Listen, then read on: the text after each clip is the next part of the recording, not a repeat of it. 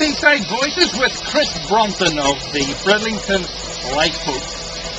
Chris, what's it like being a lifeboat man? Are you a salty old sea dog? No, not really. With me always living by the sea, it's always something that's interested me. My father was on the lifeboat before I was, so it's sort of come down in the generations. So in fact you're a second generation lifeboat man then? That's correct. There's myself and approximately 2 others on the crew that have followed in the father's footsteps and come on. If you're not following in the family footsteps, how do you become involved with the lifeboat then? Basically, the people who are newcomers that have started are all people that have sort of come down, seen it out, heard about it in the papers and thought that it's something that they're interested. They just come down to the boathouse, make themselves known to us, and we welcome them in.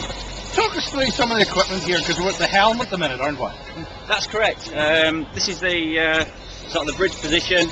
If it's a nice weather day, then obviously you want to be out here when you're steering the lifeboat.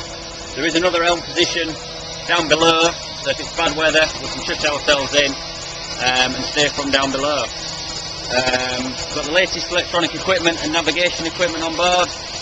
Helps us find the casualty quicker and very effective. Like, what exactly happens when somebody calls in a distress signal from the sea? The Coast Guard contacts you then? Basically, that's correct. The casualty or the person that's in trouble, they'll contact the Coast Guard. The Coast Guard then informs what's called our LOM, which is our Lifeboat Operations Manager. He then sets our bleepers off. All of our crew carry pages, and we make our way down to the lifeboat station.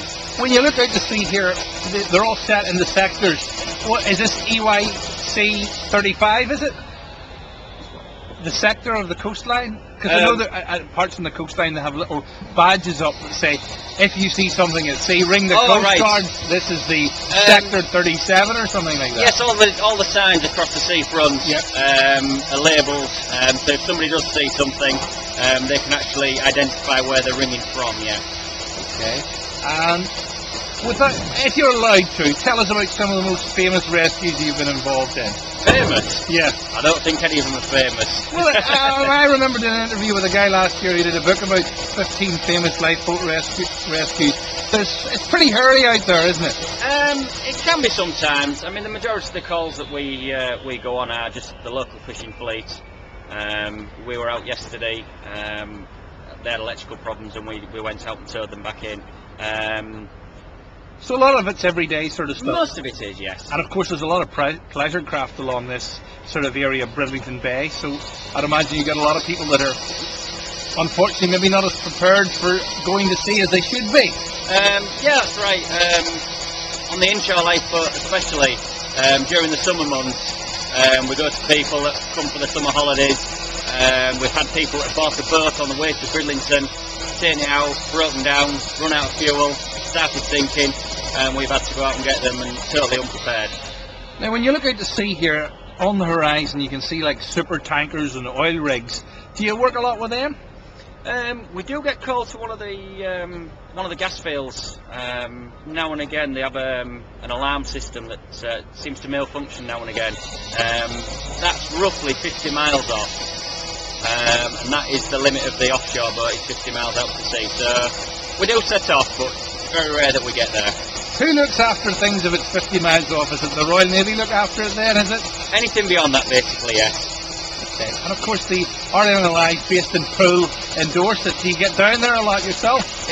I'm actually going next week on a course, a command and search and rescue course next week. Okay, and what does that involve then? Basically they pick 4 crew from around the country, and basically on the one I'm on next week, it's teaching us how to command the lifeboat and get the best out of the search and rescue equipment that we have on board to find the casualties quicker.